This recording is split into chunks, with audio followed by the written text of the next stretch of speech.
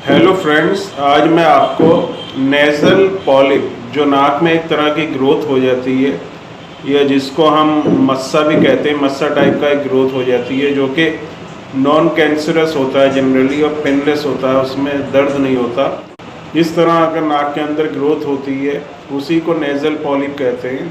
तो मैं आज अपने इस वीडियो में नेज़ल पॉलिप के कॉज, सिम्टम्स और कुछ होम्योपैथिक मेडिसिन आपको बताऊंगा और आप ये मेरा वीडियो पूरा देखें। अगर पसंद आए तो इसको लाइक करें, शेयर करें, सब्सक्राइब करें, बेल आइकन को दबाएं। अगर आपको कोई भी हेल्थ रिलेटेड प्रॉब्लम है तो कमेंट बॉक्स में कमेंट लिखें या मेरे व्हाट्सएप नंबर पर मैसेज कर भी आप उस प्रॉब्लम का सॉल्यूशन मेरे से पूछ सकते हैं। तो मैं डॉक्टर अशफाक, मैं आप सबका अपने चैनल में बहुत बहुत वेलकम करता हूँ।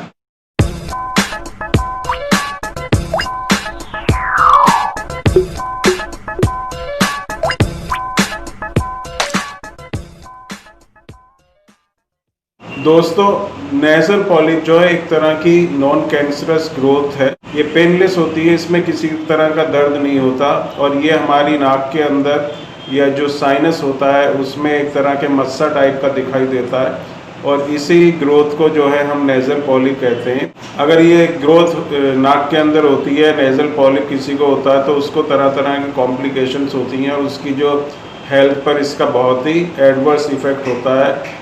उसकी जो पूरी हेल्थ होती है वो जो है डिस्टर्ब हो जाती है, क्योंकि अगर नाक में पॉलिप होगा तो पूरी तरह से जो हम सांस नहीं ले पाएंगे, जो ऑक्सीजन है वो पूरी तरह से नहीं मिलेगी। हमारे हार्ट जो है उस पर भी जो है ज़्यादा प्रेशर पड़ेगा, क्योंकि हमारी जो सेल्स टिश्यूज़ हैं उनको ऑक्सीजन की रिक्वायरमेंट रहती है और पॉलिप होने से जो पैसेज है वो ऑब्स्ट्रक्ट हो जाता है, उसमें रुकावट हो जाती है, जिसकी वजह से जो है सांस को खींचना पड़ता है और सांस को खींचने की वजह से हमारे जो इंटरनल ऑर्गन्स हैं, मेनली जो हार्ट है उसके ऊपर जो है प्रेशर पड़ता है, जिसकी वजह से जो है दूसरे ऑर्गन्स पे भी इसका असर होता है और हमारी जो हेल्थ है उस पर भी इसका बुरा असर होता है।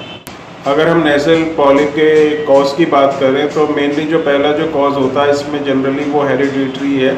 अगर पेरेंट्स को जो नेज़ल पॉलिप की प्रॉब्लम होती है तो ये देखा गया है कि उनके जो चिल्ड्रन हैं या फ्यूचर जनरेशन है उसमें ये प्रॉब्लम जो है आ सकती है। दूसरा जो इसका कॉज है वो है एलर्जी। अगर किसी को एलर्जी की प्रॉब्लम रहती है, उसको छींकें आती है, खांसी रहती है, ज़ुकाम बना रहता है, कफ होता है और जो है उसकी नाक से, आंखों से पानी बहता रहता है, एलर्जी, राइनाइटिस की प्रॉब्लम है, नाक में खुजली होती है, तो इस तरह की अगर किसी भी तरह की एलर्जिक प्रॉब्लम है तो उस वजह से भी नेज़ल पॉलिप हो सकता है। ये जनरली जो है बॉयज़ में जो है ज़्यादा होता है बिनस्बत के गर्ल्स के। लड़कों में जो नेज़ल पॉलिप की जो प्रॉब्लम है वो ज़्यादा पाई जाती है, जबकि लड़कियों में जो है प्रॉब्लम कम होती है। और ख़ास तौर से जो बच्चे होते हैं उनमें नेज़ल पॉलिप की जो प्रॉब्लम है वो आम देखी गई है, क्योंकि बच्चों में एलर्जी की प्रॉब्लम ज़्यादा होती है, उनकी इम्यूनिटी जो है वो वीक हो। नेज़ल पॉलिप की प्रॉब्लम जो है ज़्यादा बड़ों के मुकाबले में जो बच्चे हैं उनको नेज़ल पॉलिप की प्रॉब्लम ज़्यादा होती है।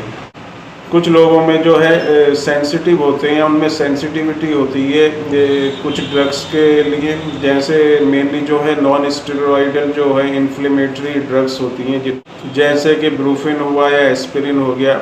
इस तरह की जो ड्रग्स या मेडिसिन ज़्यादा लेने से भी जो है नेज़ल पॉलिप की प्रॉब्लम हो जाती है। तो ये मैंने आपको कुछ कॉज बताए जिसकी वजह से जो है नेज़ल पॉलिप हो सकता है। जेनेटिक्स हो गया, एलर्जी हुआ, इसमें सिस्टिक जो है फाइब्रोसिस हुआ या सेंसिटिविटी टू सम ड्रग्स या मेडिसिन, इस तरह का। वैसे जनरली जो इसका जो कॉज है जनरली वो अनआइडेंटिफाइड है। ज़्यादातर लोगों में इसका जो है कोई कॉज नहीं होता और ये किसी को भी हो सकता है। ज़्यादातर ये बच्चों में होता है, बड़ों में भी होता है, लेकिन बनिस्बत बच्चों के बड़ों में कम पाई जाती है प्रॉब्लम।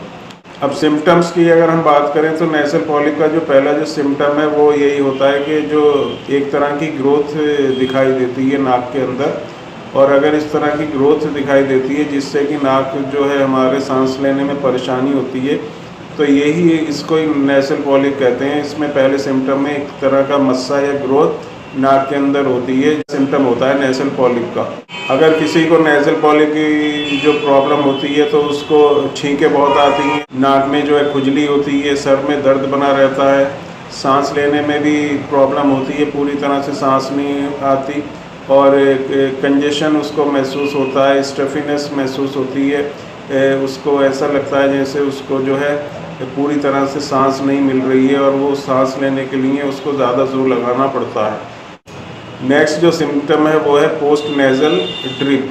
जब म्यूकस बनता है और जब ये एक्सेस अमाउंट में बनता है तो ये जो है नीचे थ्रोट में गिरता है, जो गला होता है उसमें गिरता है, क्योंकि नाक में जो है एक मस्सा टाइप का ओवर ग्रोथ होती है और जो वो पैसेज है वो बंद हो जाता है, तो ये जो म्यूकस है ये पीछे को चला जाता है और ये हमारे थ्रोट में गिरता है।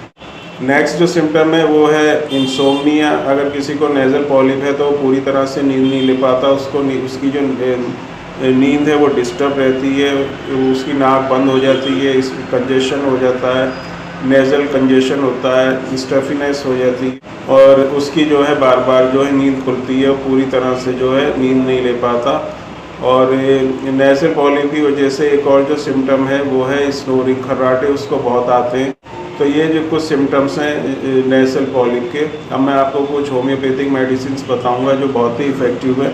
अगर किसी को नेज़ल पॉलिप है तो वो ये अगर होम्योपैथिक मेडिसिन लेता है तो उसको बहुत जल्दी आराम मिलेगा। ये जनरल होम्योपैथिक मेडिसिन मैं बता रहा हूँ, लेकिन अगर आपको कंप्लीट क्योर नेज़ल पॉलिप से चाहिए और आप चाहते हैं कि बिना ऑपरेशन के आपकी ये प्रॉब्लम सॉल्व हो जाए, तो आपकी बॉडी के कॉन्स्टिट्यूशन के हिसाब से, आपके बॉडी के मेकअप के हिसाब से, आपकी बॉडी के बनावट के हिसाब से, आपके फिज़िकल, मेंटल और एनवायरमेंटल फैक्टर्स को ध्यान में रखते हुए अगर आप मेडिसिन लेंगे, अपनी कॉन्स्टिट्यूशनल मेडिसिन लेंगे, तो ये प्रॉब्लम जो है 100% होम्योपैथिक मेडिसिन से क्योर हो जाएगी। जो जनरल जो मेडिसिन हैं वो नेज़ल पॉलिप की जो इफ़ेक्टिव हैं वो मैं आपको बता रहा हूँ। इसमें जो पहली मेडिसिन है थूजा जो है कहीं भी अगर ओवर ग्रोथ होती है, कहीं भी अगर मांस हमारी बॉडी में बनता है या वो बढ़ता है तो उसको बहुत ही जल्दी से उसको कम करती है। तो पहली जो इफ़ेक्टिव होम्योपैथिक मेडिसिन है वो थूजा